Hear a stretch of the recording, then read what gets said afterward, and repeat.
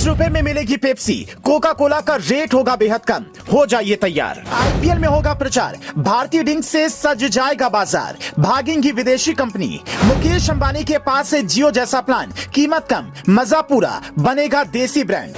Coca Cola, Thums Up और Pepsi हर दिन महंगी होती जा रही थी और टेस्ट भी पहले जैसा नहीं रहा था, लेकिन अब इनकी मोनोपोली खत्म होने वाली है, जो पहले भी हो चुका है। 80 के दशक में कैंपा कोला ने कोका कोला को देश से बाहर का रास्ता दिखाया था। फिर 90 के दशक में कोका कोला ने वापसी की और कैंपा कोला के पतन की शुरुआत हो गई। अब कैंपा कोला एक बार फिर नए अवतार में बाजार में उतर आई है और इसको कामयाब बनाने की कमान एशिया के सबसे अमीर इंसान ने थामी है। जिस तरह टाटा ने गाड़ियों में विदेशी कंपनियों की मोनोपोली खत्म की, उसी तरह का प्लान मुकेश अंबानी के पास भी है। वो भी विदेशी कंपनियों का भारतीय बाजार में एकाधिकार खत्म करने वाले हैं। हालांकि उनसे पहले कई भारतीय कंपनियों ने अपनी कोल्ड ड्रिंक निकाली, लेकिन कोई बहुत ज्यादा कामयाब नहीं हो सकी। पर मुकेश अंबानी ने कैंपा कोला को खरीदा है, जिससे पेप्सी और कोका कोला से 33% कम दामों में और नए फ्लेवर में बाजार में उतार दिया है, जिसके फौरन बाद कोका कोला ने अपने रेट कम कर दिए। तो क्या कोल्ड ड्रिंक बाजार का हाल भी नेटवर्क बाजार जैसा होगा और कैंपा कोला जियो साबित होगी? हालांकि कैंपा कोला और कोका कोला में लड़ाई पहली बार नहीं हो रही है।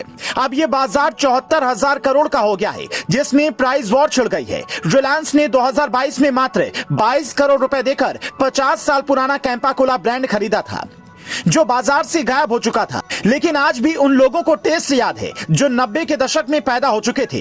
कैंपा कोला की डर से कोका कोला ने अपनी ₹15 वाली बोतल ₹10 में कर दी है। इसके अलावा विक्रेताओं से क्रेट के लिए लिया जाने वाला डिपॉजिट भी अब नहीं लिया जाएगा। 1949 से 1970 तक कोका कोला एकलौता सॉफ्ट ड्रिंक ब्रांड भारत में होता था।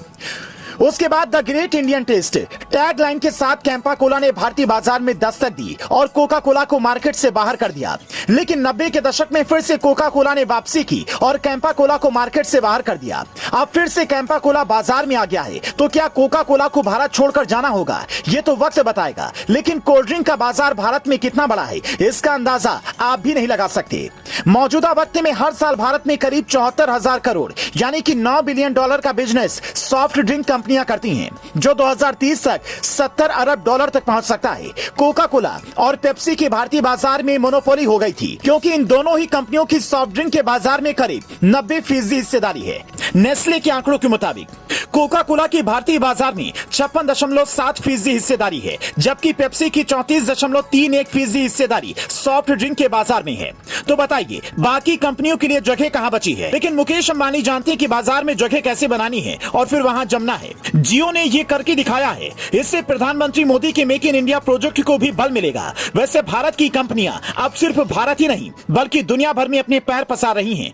बजाज और होंडा का अफ्रीका देशों में बड़ा कारोबार है। अडानी भी विदेशों में कई कंपनियां चलाते हैं और टाटा ने देश का बाजार संभाल रखा है।